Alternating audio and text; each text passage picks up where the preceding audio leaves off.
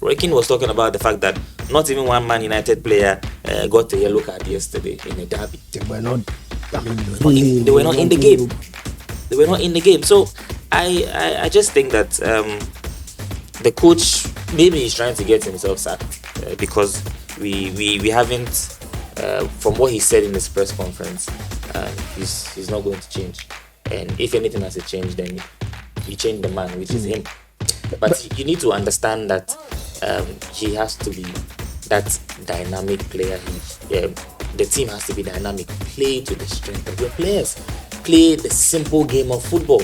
Maybe when United gets into the transfer window again and you get the kind of players that can fit into that system, go ahead and do that. Because look, if the United hierarchy is seeing what is going on, the coach is seeing what is going on, whatever is going on at Man United is a criminal offense.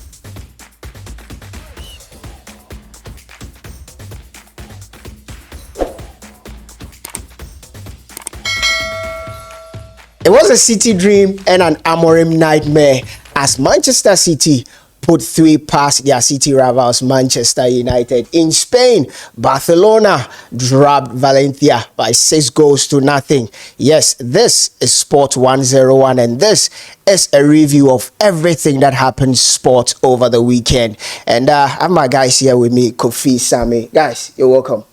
Thank you. Thank you, Lucky. Yeah, there are lots of activities, in the world of sports, from the World Athletics Championships to boxing. But I mean, we're going to start off with football, and there's no better place to start off from than the EPL, the City, the Manchester Derby, which saw Manchester City beating United by 3-0. Kofi, what went wrong for United? Wrong? Yeah, what went wrong for United on the day? Because I think that when we preview this game, it was, a consensus that, listen, for the past 4 games, United have always gotten the results whenever they go to the Etihad, especially when City wasn't playing or had not started the season. So we expected, okay, United might just, get another good result from Etihad, but it didn't go as planned. What went wrong? Well, I think United they played the occasion more than they played the game. That is what I think went wrong for Manchester United. They were so focused on the frenzies around the game. They did not focus on the details of the game. And for me, if you watch that game over and over again, you'd realize that it wasn't like City played very well. They picked their moments and they were clinical in their moments. And that is all it took for them to do what they needed to do. So I think that probably when we get into the details of the game proper, you'd know some of the things that I picked up as observations from the game. But technically speaking, it was a boring derby. You think it was boring? I think it was very boring. And I think that it also underlays the quality of the two teams presently. Because if you look at the game on showing, you realize that many teams which are of a higher caliber will pick apart these two teams and destroy them. I mean, there was not so much quality in the game. Too many carelessness. I mean, all littered around the pitch. And for me, I think that kudos to Man City. Like I said, the 2 poor opponents played against each other. City capitalized, picked their moments, and they had an Erling Haaland who finished up superbly some of the chances that they had to make. So it was one of those games, but he also brings into focus what it is that Amorim is trying to do with Manchester United. What do you think he's trying to do? I don't know. Wow. This is weird coming from you. I don't you don't know what Amorim is trying I to do with United? Sometimes I want to get into his mind and understand the things that he so tries to do. Sometimes I want to understand the selection of certain players. For example, I think that Mazwari shouldn't have played that game yesterday. I think that why would you want to bring in Mazwari when you had Ahmad, who had played in that role for a long time, and Mazwari was coming back from injury? I do not think that he was so up to speed with the tempo that had been registered already by some of the players playing some of the games that they have had to play in the course of the season. So he almost looked lost. You understand? And then Ugarte playing ahead of Casemiro, because supposedly Casemiro had gone to Brazil and probably had not flown back in time and all of those other things. I mean, why do you not let Kobe Mainoo play in that role? There's so many things that I think is happening in the mind of Amorim, and the earlier he sorts out what it is that he's trying to figure out, the better it will be for him, because this is Manchester United. I mean, the bus does not keep standing still at one place for a long time. Manchester United have shown that they are quite ruthless in contemporary times when it comes to moving away from managers who have their purpose. So Amorim, I think, is on expired time. He needs to be careful. He needs to get some of the decisions right. I mean, Ratcliffe was at the stadium yesterday. Yeah. There were points in time where the camera was shown on him, and then he cast a dejected figure. That's true. I'm pretty sure the things that he was thinking about in his mind. So I think not so exciting a derby game, but City picked their moments and were clinical in their moments. I mean, almost all of the goals United conceded were avoidable. That is what hurts me. You understand? Because the first goal by Phil Foden, you do not allow Jeremy Doku to run at you. You try to cut off the ball, and then he gets a second opportunity, cast the ball back, and then Phil Foden heads the ball into the net. Totally avoidable. Don't you think credit should rather No, be given totally to Jeremy avoidable. Doku I mean, for that brilliant play? There were 4 defenders on him. You avoid it. There were 4 defenders running with him. You understand? Second goal, 1-2, 1-2, 1-2 with O'Reilly, whatever it is. Doku. Exactly. I mean, and then Luke Shaw is lost in space. I mean, you look at the huge frame of Erling Haaland vis-a-vis Luke Shaw on his weaker side. You understand? I mean, because Erling Haaland was running on the left, Luke Shaw was running somewhat on the right. You understand? I mean, it was going to be an easy battle all day. And then the third goal, trying to play that offside trap. I mean, come on. You don't even do that in the opposing half. I mean, it's never done.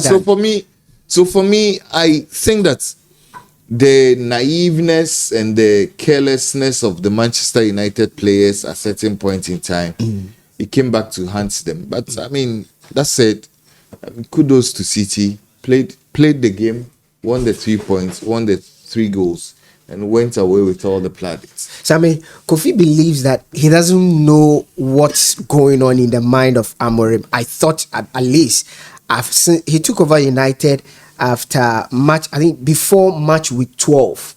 So he took over United very, very early last season. So for up to now, I think that you should be able to know what he's trying to do. I mean, what do you make of yesterday's game against Manchester City, where United, lost by 3 goals to nothing? Well, we know what Amorim is trying to do. It's clear what he's trying to do. But again, there are those that say that it will get better. Okay. I don't think it's going to get any better for United. Oh. I've always supported Amorim since he came in, talking about the fact that he's trying to build something. We are seeing a system, we are seeing a pattern, we know what he wants to do. That's the difference between Amorim and Ten Hag. We clearly can see how Amorim wants to play. Okay. Now, the problem here is that there are those that have a philosophy, or you have principles that you want to follow. The 3-4-3 system he wants to play is not the problem. I don't think that's the problem for United. Because we've seen Ten Hag, Ole, all the other managers, you see them come and play the 4-3-3, but still it was a problem. But here is an Amorim that has played about 30-31 league games. That's almost a season. Yeah. And he's lost half of those games. He's won 8 and drawn the rest. And he's only won He's won against newly promoted sides and bottom sides, and so I look at this United team and I think for Amorim, he's also showing his naivety when it comes to management. There's so much to learn on the job. And one of the things that I feel that he needs to learn is that football is dynamic. You should be flexible enough to adjust to certain system as and when. I was telling you guys that when Nathan Ake came on, He gave a Nathan signal Ake came, yes, he 4-5-1, gave a signal 5-4-1. 5-4-1. Yeah. They were up by 3 goals, Let's shut up shop. but they still switched formation because that was what was necessary at the time. So if you are a coach and you have your principles, which is very good for everybody to have principles that you live by or you work with. So if you're a coach and you have your principles, that is excellent. But when it is clear that these principles or this principle that you are working with clearly is not yielding results, but you still insist that you want to do things the same way, then that is stupidity. And I feel that Amorim is being stupid. How so? Because clearly he's seeing that what he wants to do is not working. That is not to say that it cannot work.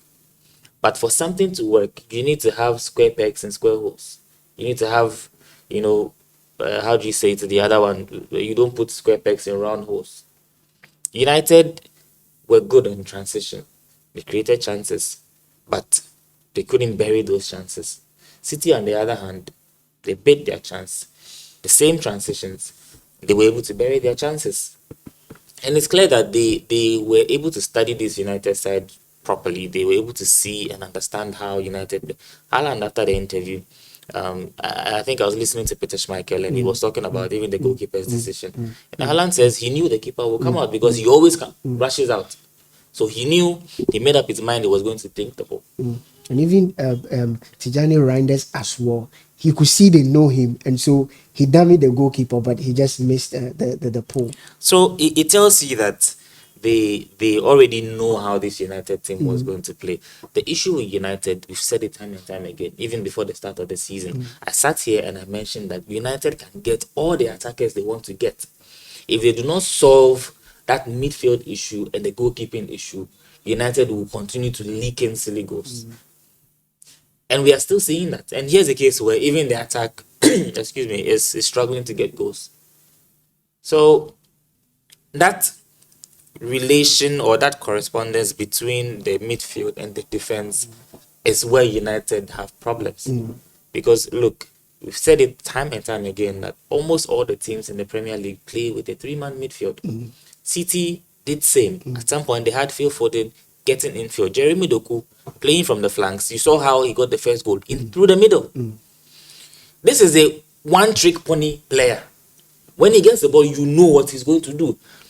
Whatever he did to Luke Shaw is what he always does. That's the only movement I see Jeremy Doku do. But he went past Luke Shaw so easily. And you see Luke Shaw playing at centre half and finding himself in a wide position where a fullback is supposed to be. The players seem not to understand whatever positioning that they are supposed to be in. Is it an issue of the players or the manager in this particular situation? I feel that, yes, they are professional players, but I would not necessarily blame them 100%. Because look, as a footballer, if you've played football, you will understand certain things that if I'm a winger, for example, and my game is to face the opponent and then make him, retreat or make him duck or, try and attack the opponent, whether I am using my pace or whatever it is, I am going direct. So if I'm a winger and I am supposed to use my pace to run at players, that is my strength. Either I go to the byline, get the crossing, or damage the player, or I cut in, whatever, that's my strength. But if a coach comes in and knowing fully well I'm a winger and asks me to play as a 10, I wouldn't say I wouldn't play. I will play. But you can. But again, that is different because at this point, I am playing with my back to goal. True.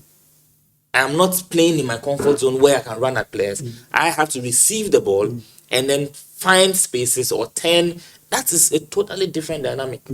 So you can say that yes, they are footballers, they should be able to adapt. But again, players are better in certain areas than others. So why put a player in a position where you know you will not get the best out of him? That's what's happening with Bruno Fernandes. The player is not a deep lying midfielder. Bruno Fernandes is a 10. If he plays as an 8, he should have 2 other midfielders by him. Then you get the best out of him. So if you have 2 players playing in midfield and one is playing out of position, and you're coming up against a defense or a midfield that is already packed, you expose your team. And that's why City overran Man United in midfield. We've seen that time and time again.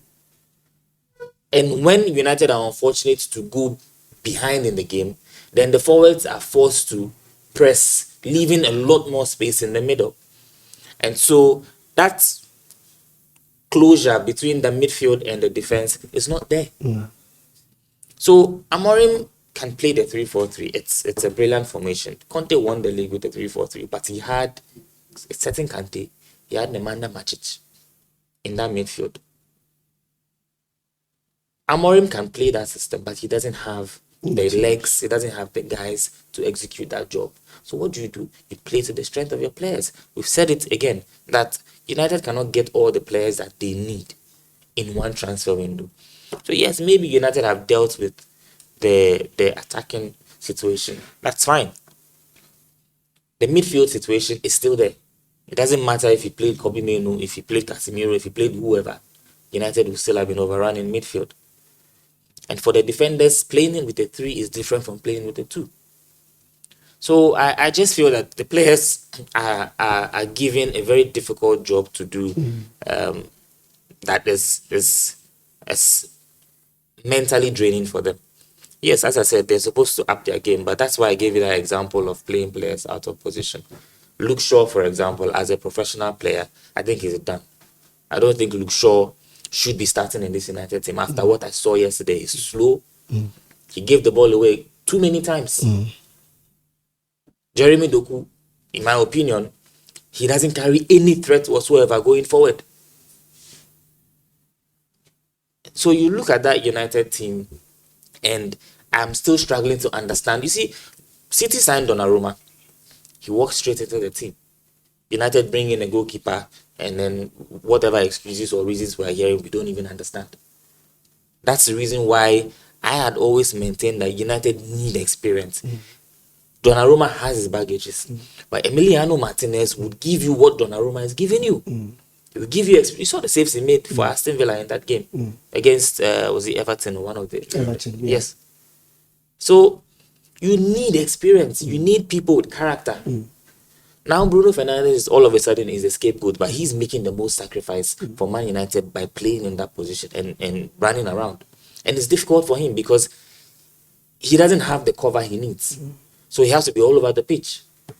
So for me, I think that maybe Lisandro Martinez should be played in midfield for Man United. He can do that. Maybe when he comes back, the coach should try and put him in that position, and let's see if that can work, because you need somebody that can do that dirty job.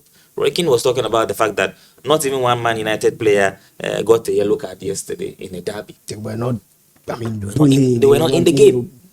They were not in the game. So I just think that the coach maybe he's trying to get himself sacked because we haven't, from what he said in his press conference, he's not going to change. And if anything has to change, then you change the man, which is him. But you need to understand that he has to be that dynamic player. The team has to be dynamic. Play to the strength of your players. Play the simple game of football. Maybe when United gets into the transfer window again and you get the kind of players that can fit into that system, you go ahead and do that. Because look, if the United hierarchy is seeing what is going on, the coach is seeing what is going on, whatever is going on at Man United is a criminal offense.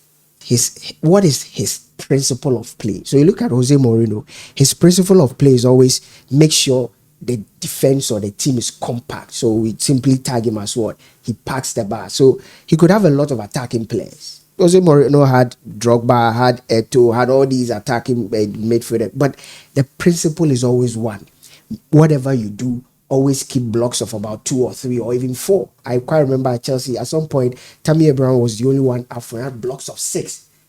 Rafael Benitez likewise, principle, always keeping it very compact. Even Pep Guardiola, his principle initially has always been one: we will lose the ball, we retrieve it at a certain period of time, or make sure that the ball will always find you. So call it positional football. The ball is faster than the player, so make sure you position yourself and let the ball find you. So we watch City play. It's about the movement of the players so that the ball will find them. Every manager has principles of play. So you ask the question, Kofi asks, what is his principle of play? What is that underlying thing? When the team is in defensive transition, what is the shape of the team? When the team is in offensive transition, what is the shape of the team? When the team is in possession of the ball, these are the things that people ask. Okay, so what is his underlying? As for the tactics, like you said, he wants to do a 3-5-2 or whatever he wants to play, a 3-4-3. But what is his principle? Am I a compact, principled manager, or I pride myself in a certain, we should know, because if it's 3-4-3, at the end of the day, there should be an underlying principle which will not change. Jose Mourinho has not changed from day one. He may sign all the attacking players, but make sure there's a principle. Remember when Pep Guardiola came to Manchester City? He told Aguero, you have to track back, you have to defend. There's a principle to how we play. For the tactics there, he can vary it. Like you said, at some point, Nathan Ake came on, he said 4-5 or 5-4-1. As for the tactics, they will change, but the principle should always be one. That's why I think that we do not see that about him. And if he doesn't find a way to identify his principle of play, he'll just come, try to be tactical in his approach and whatever he wants to do. But there will be loopholes in this team. Like you guys have said, the materials may not be so much as he wants, and he'll be found wanting. But I hope and pray that, like I said during the preview, I don't think United should fire. Even though, yes, over 31 games, I don't think United should fire. If it were to be an entire season, it's just about 6 games shy of an entire season. United would be in the relegation zone, 8 wins. Why should United keep Amorim? Because I think he's young. He has something to give or to show. Now the consequences of keeping Amorim are too dire. It's very simple. It's either he sees what the problem is and plays to the strength of what he has, because he's done the same thing for about 40 games since he came. If you add other competitions, and it's not working. Before we wrap up on this conversation, should we be having the conversation of should United keep or let Amorim go? I think that is too early. Well, I don't think United are planning to sack Amorim anytime soon. From what I hear, he's liked very much in the high places. And like Sammy said, he probably needs to look deep down in himself. And then sometimes it's just okay to tweak the system a bit. And, the kind of dynamism that has come into play in the EPL because of all of the various cultures that have culminated in what we have as a product, the EPL today. You're having managers with different ideologies, managers with different philosophies, managers with different perspectives to the game. And so it will be quite suicidal for any manager to think that you can walk through 38 games with the same tactical formation. That is where I think that Amorim needs to start being very careful. Because you don't think you should be looking at letting him go? No, I get the point. I mean, it makes the team flexible. That's and he doesn't look like he's ready to do that. That's the point I'm making, because I think that player for player, United have some fine players. Yeah. I think the issue with United is to finding the right recipe for the ingredients. You understand? Because for the food, right? I mean, so because I look at the players at United, I mean, there's some fine players with Manchester United, very fine players. I mean, even though you can make cases that some of them are a bit outdated and all of that, but they are players that many teams will die to have. You understand? So I think that he needs to be open-minded. He doesn't need to lock himself in that. Yeah, we all get what he's trying to do. We all get that he wants to play with a certain identity. And it looks like when I saw the first 10 minutes, the boys kept pressing. They kept working hard. You understand? Even after the second goal, the boys kept pressing. They kept working hard. They kept pressing. They kept working hard. But sometimes results are the currencies of confidence. If you don't get the results, if you're working hard, you're not getting the result. I mean, they can look at themselves and self-doubt will start to creep in. So I think that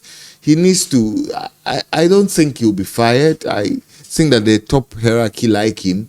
I want him to continue. I believe that, like I've always said, United are cursed. I think that United are cursed. And honestly, I don't think that whatever it is that United are going through right now is purely football.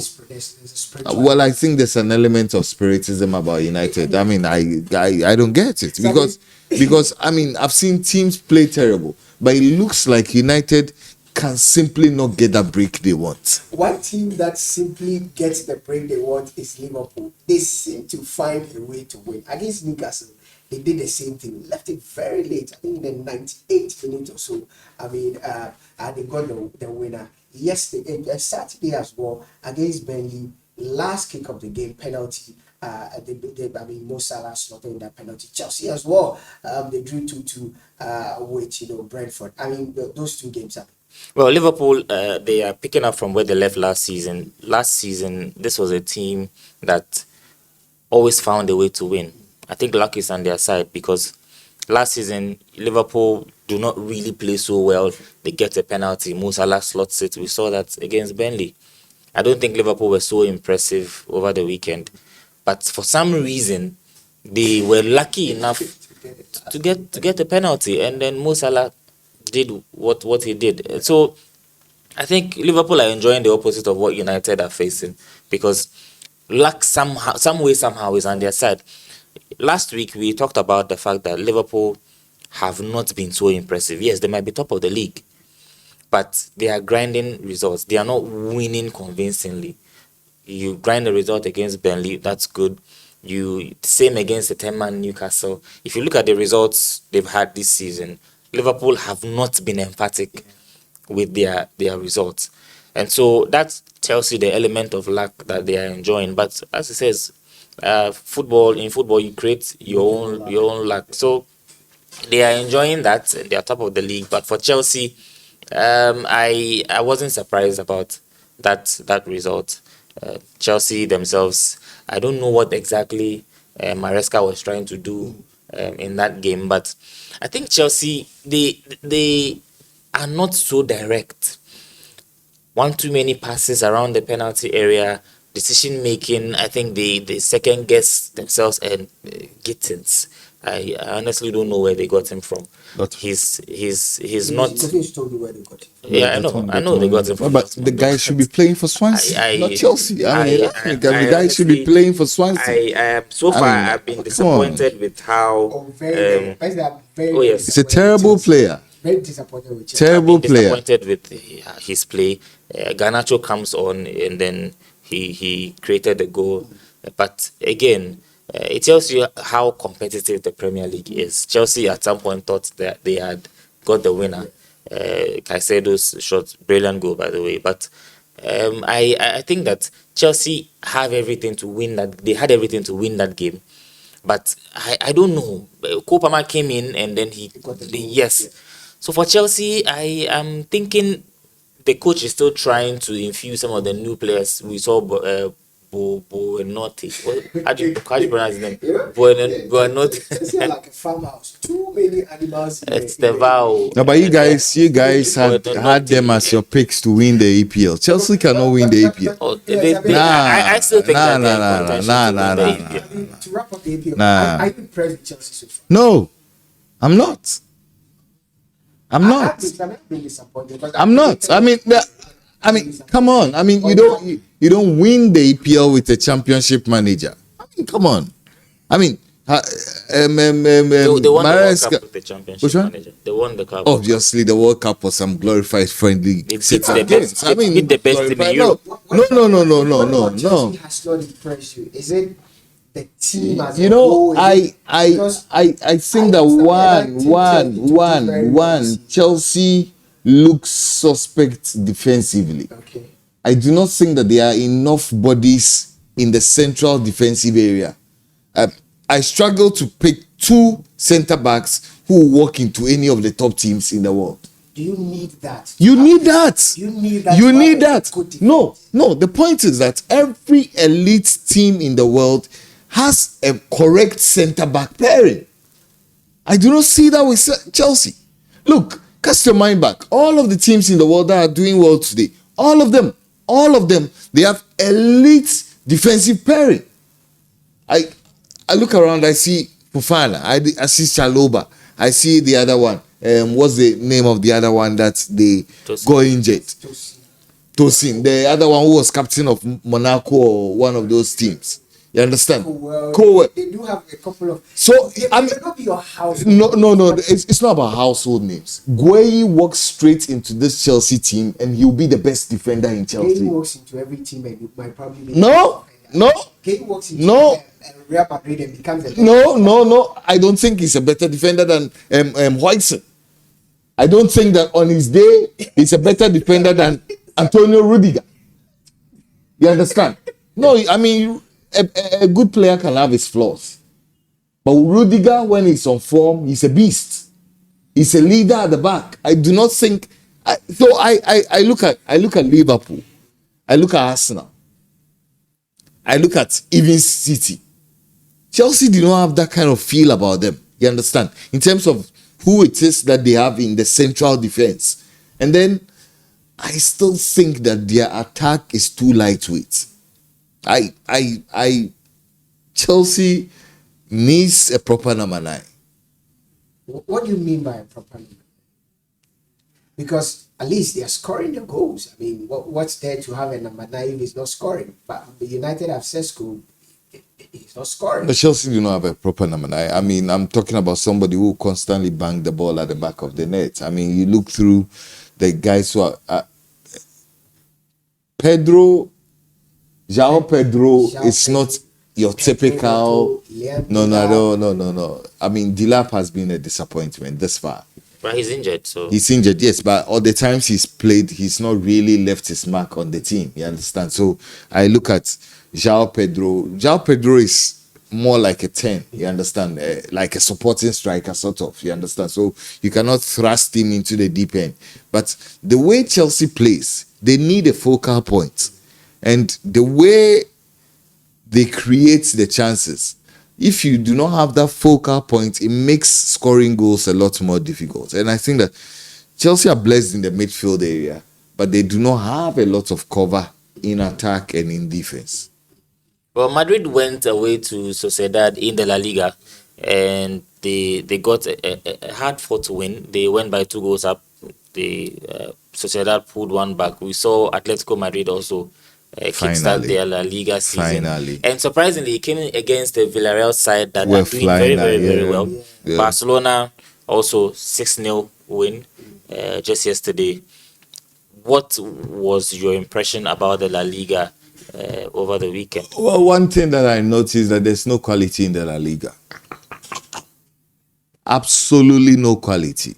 What do you mean by no quality? Absolutely no quality. You look at the teams that are listed in the La Liga, a lot of them will not make top class representations in other jurisdictions.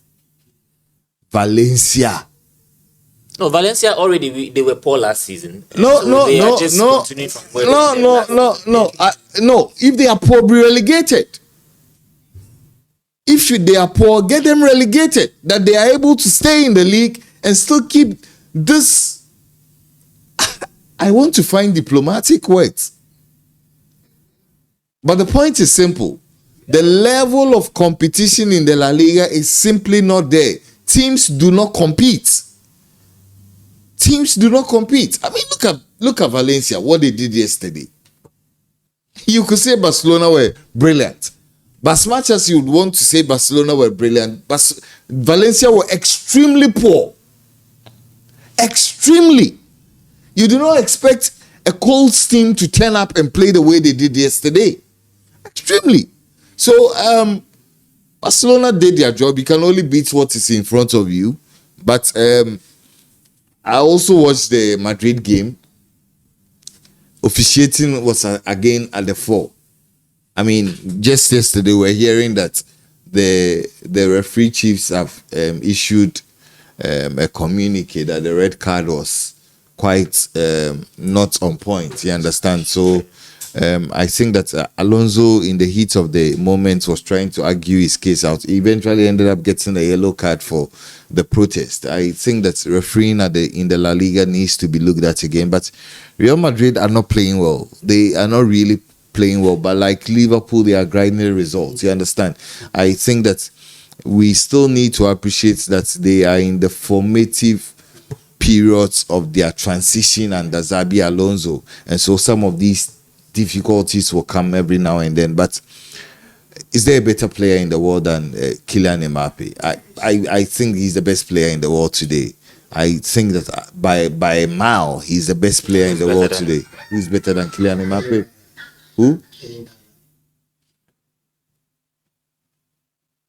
Oh, I froze. Yeah, you need to freeze because No, Ellen Haaland is no, Why you think that? no.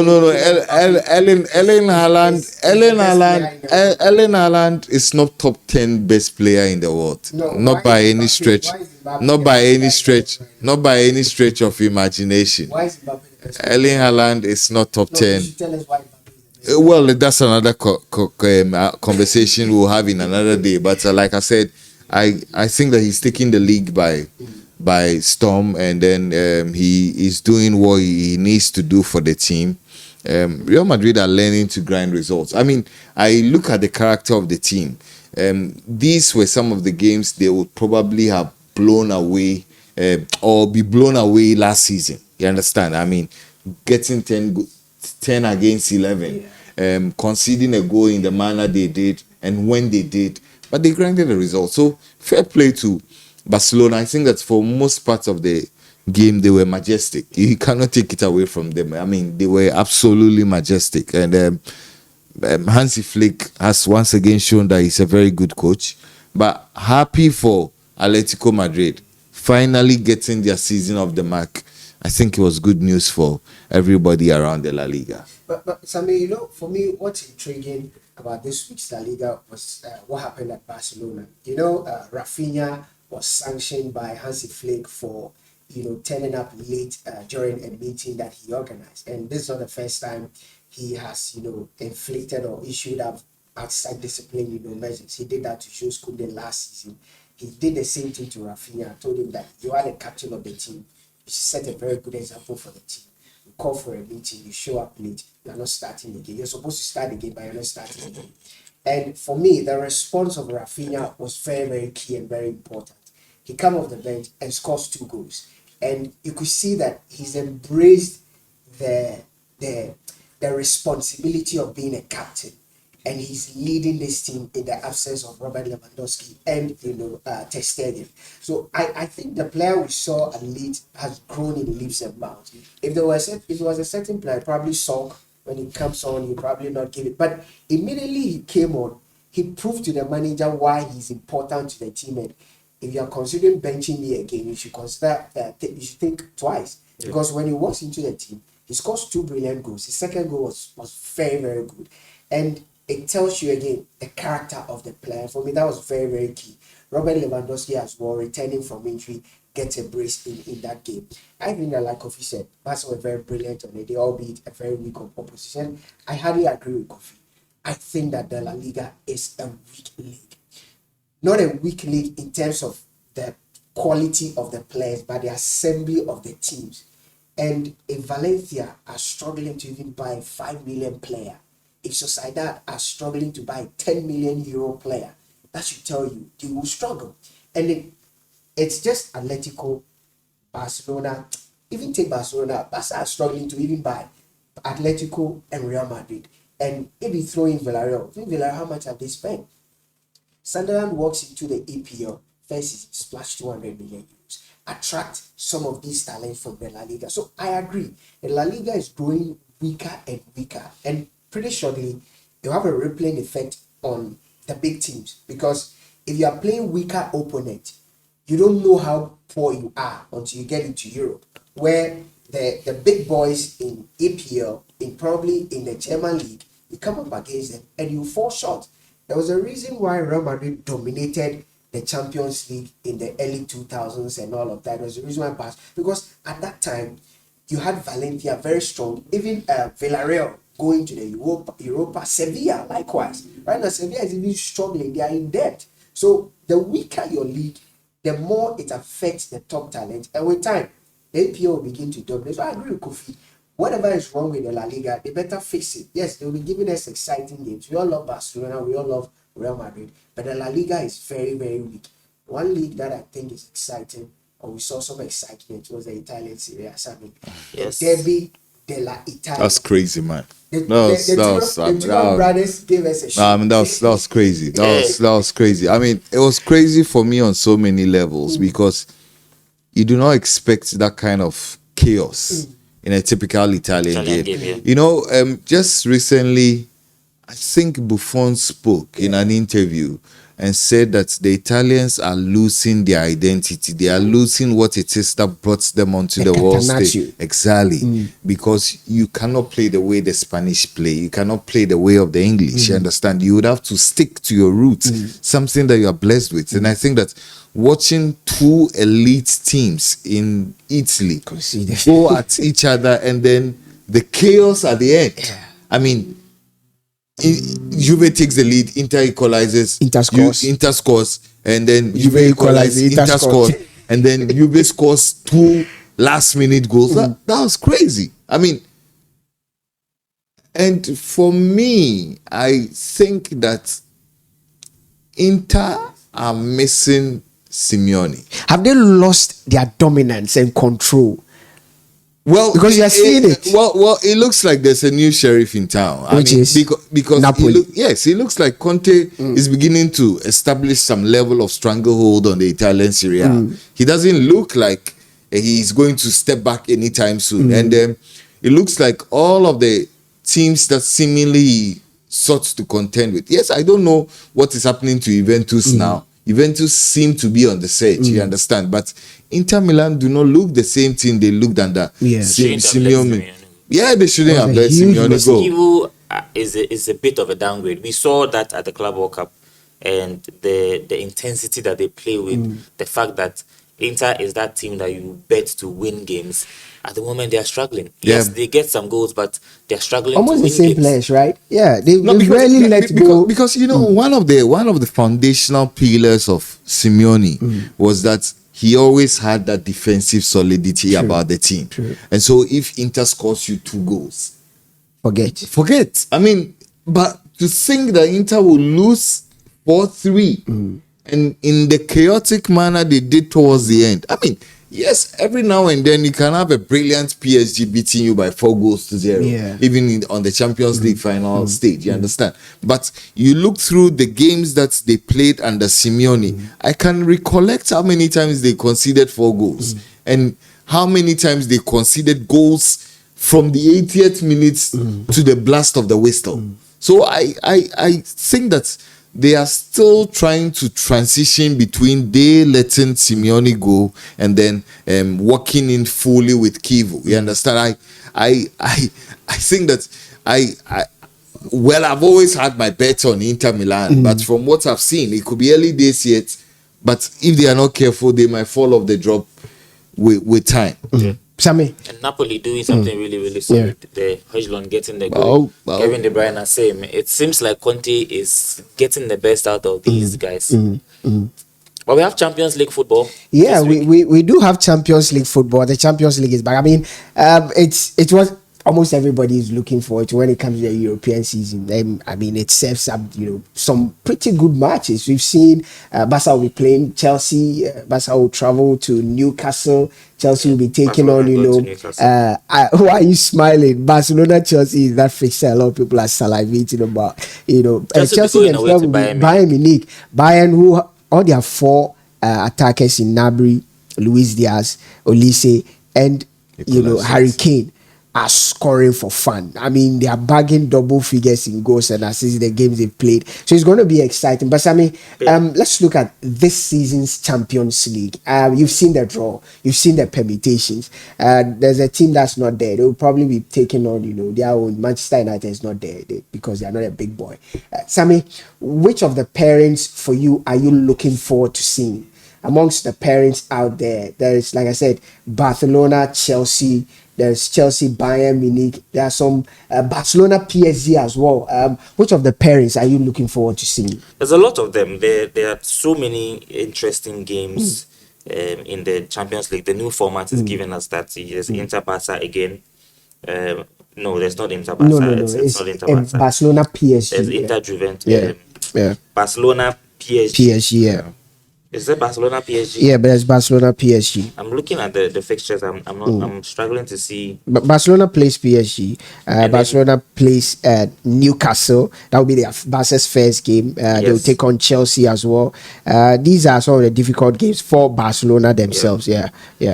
So there are quite a lot of interesting matches. So tomorrow, let me run by you the matches. So tomorrow, Arsenal will be traveling to Bilbao to take on Athletic Bilbao. PSV will be hosting Union Gilios. Benfica will take on Karabakh, whilst Juventus take on Borussia Dortmund. Real Madrid will host Marseille. Tottenham will take on Villarreal. On Wednesday, we'll have Olympiacos taking on Paphos FC. Slavia Prague will take on Bodo Glimt. Ajax will take on Inter. Bayern will take on Chelsea. Liverpool will take on Athletic Madrid. PSG will take on Atalanta. Then on Thursday, Monaco will take on Club Brugge. FC Copenhagen will take on Bayern Leverkusen. Frankfurt will take on Galatasaray. Manchester City will host Napoli. Newcastle will host Barcelona. And Sporting take on Kariat Almaty. So tomorrow, Wednesday through to Thursday.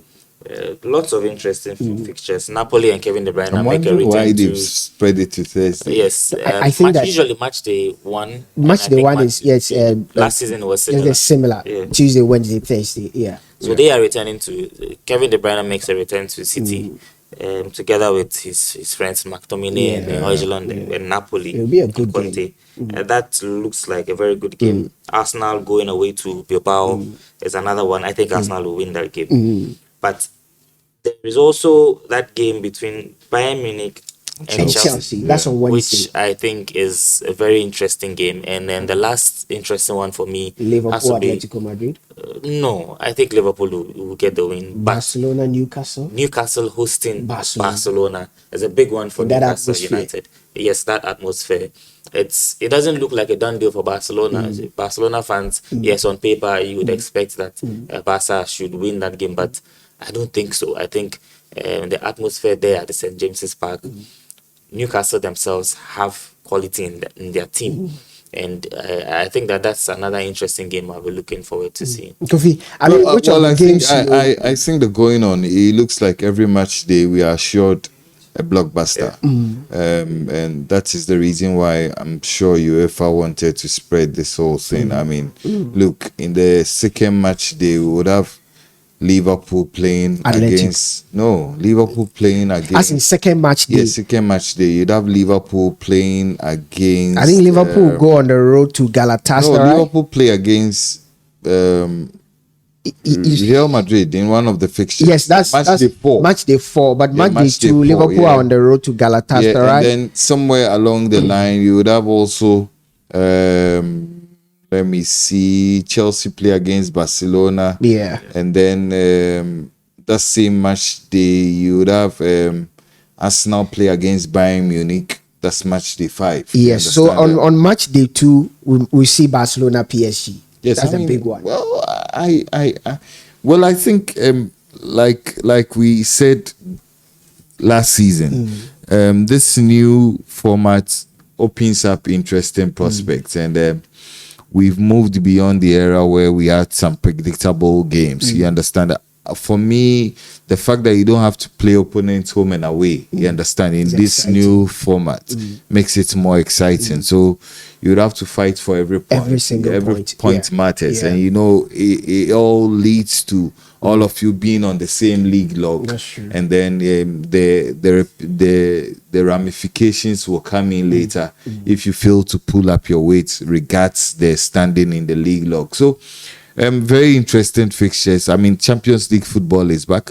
Probably, if you take away the World Cup, it's the most interesting soccer competition in the world. So, great to have Champions League football back. Yeah, that's true. Great to have Champions League football back. But let us know your prediction in the comment section. Which of the games you're looking forward to seeing? Is it Chelsea, Bayern Munich? Is it Barcelona, PSG? Is it Barcelona, Chelsea?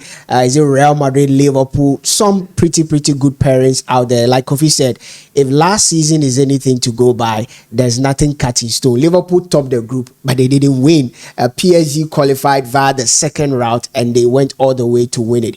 We expect, some exciting games in the Champions League. Follow Sports 101. We'll be bringing you, all the updates in relation to the Champions. But Kofi, before we wrap up on the Champions League discussion, can you be bold to, your prediction?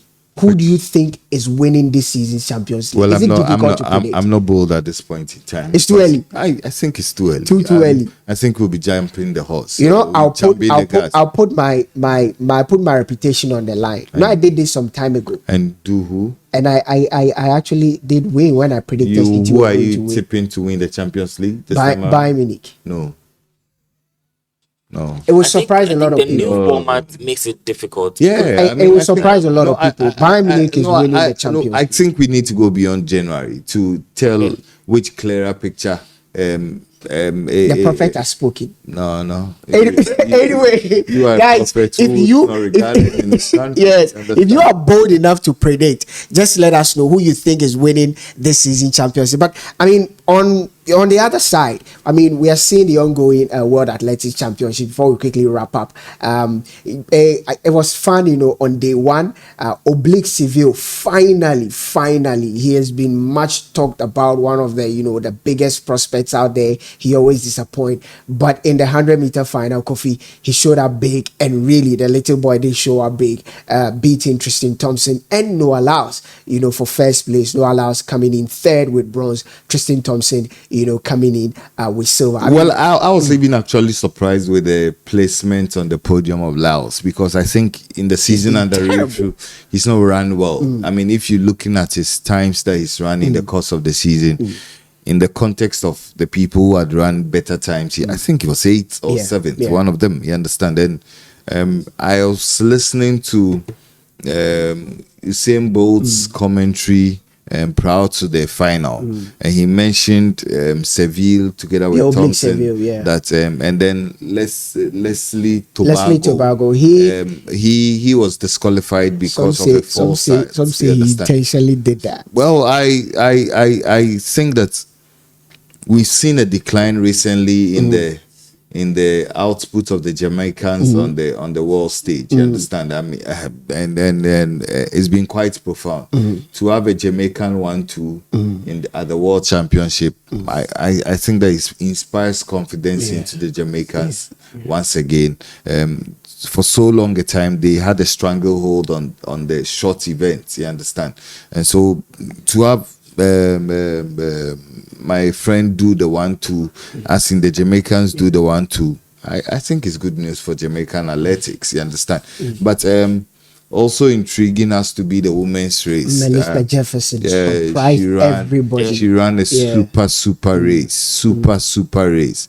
The field for the women was absolutely packed. Yeah, we had names from yesteryear, we had names from today, we had probably names going into the present, into the future, but the woman from USA ran Melissa Jefferson. Yes, Jefferson ran a superb race, and I think it's been fun. It's been fun at the World Athletics Games. So what do you make of the performances of these individual athletes from the women's division as well as the men's division? Like Kofi said, Melissa Jefferson surprised everybody. She beat Tia Clayton, the twins. She beat Sherika Jackson, Shakara Richardson, the gold medalist from the they just Shelley-Ann. no, the gold Shelley-Ann medalist. was in that race as well. The gold medalist. She's from an island. I'll get you her name. You know. Oh, the one from St. Lucia. Yes, St. Lucia. So Yeah. like Melissa Jefferson, and if you have been following her, she's been very brilliant for the US, you know, at the US national trials. Some people say they are not surprised what she's been able to do, and she'll go on to do better things. But what do you make of the World Athletics Championships ongoing? I think it's been exciting so far, and I'm trying to get her name, the current one. Julian Alfred. Julian Alfred. Yeah, Yeah, Julian yeah, Alfred. yeah. She, because they had Dina Asher-Smith in that race, Mariose Talu-Smith was also there. Sharika Jackson, she qualified as one of the best third place in the semi-final. It was a packed race for the women, but for the men, you know, when I saw the lineup, I watched the heat and then the semi-final, and Noah Lyles won his heat.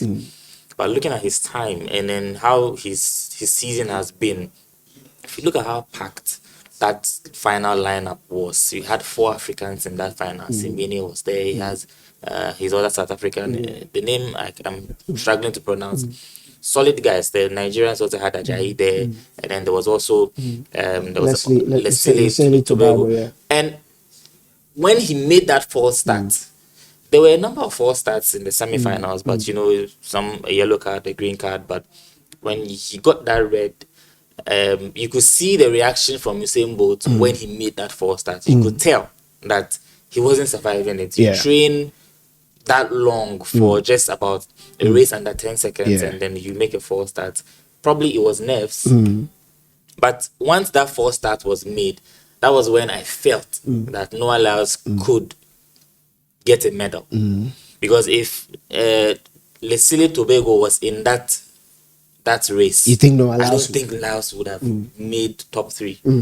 I honestly don't think, because Seville has been fantastic this season. Shane Thompson, brilliant in his heat. We saw the time he made in his heat, and then the other guys that were in that race. And so when you look at that lineup, maybe Saminu, I felt, could have done better because he did a better time. He actually has in one of the in fastest times this year. Yeah, he did a better time in the semi-final than he did. Okay, I think I think he did 10 point something, 10.09 in the semi-final. But look, when you get to that point, you don't run. If you don't run under 10 seconds, you are not qualifying. You're not getting even close. You'll be lucky to get into the final if you run more than 10 seconds. And so when you get to the final, you have even Simbine running 9.96 and had to wait to see whether he had qualified to the final. So you don't get to the final and run 10 point something and expect that you get anywhere close to top 3. But it's interesting. It tells us how packed that 100 meters for the men is. Bednarik also in that race, he couldn't get a top 3 finish. So I'm looking forward to the 4x100, the relay, the 200, and the all 200 that, meters. Yes, there we would have. I think maybe Joe Amwa will be in that, and then Ghana has 6 athletes for the 4x100 men's relay. That will be this coming weekend. So I'm really looking forward to how that one plays out. Okay, so I mean, if you're a lover of athletics, this is where you need to be. Again, Sport 101 will be bringing you every single update and discussion on the ongoing World Athletics Championship. So hey, if you didn't know, Oblique Seville has just won the 100 meters. He did it on Saturday, so he is the world champion right now. And in the women's division is the American Melissa Jefferson. The relay race is what a lot of people will be looking forward to. Are the Americans going to hold on to their title, or the Jamaicans will strip them of their title? But let's wrap up with boxing. And Crawford, he defeated Canelo Alvarez on Sunday, ensuring that he becomes the third boxer in history to own 3 unified belts. So together with Alexander Usyk and the Japanese Udoe, they are the only 3 boxers to have a unification belt in 3 different divisions. So that's a little bit of boxing for you. And hey, this has been Sport 101, our weekend preview of all the various activities that happened over the weekend. I did this with Sammy and Kofi. Make sure you follow us, and if you have not followed, make sure you subscribe to the channel Sport 101. We are also on TikTok, Sport 101 Live. Just click and follow us on Facebook, Sport 101. Your comments are always welcome. Thank you.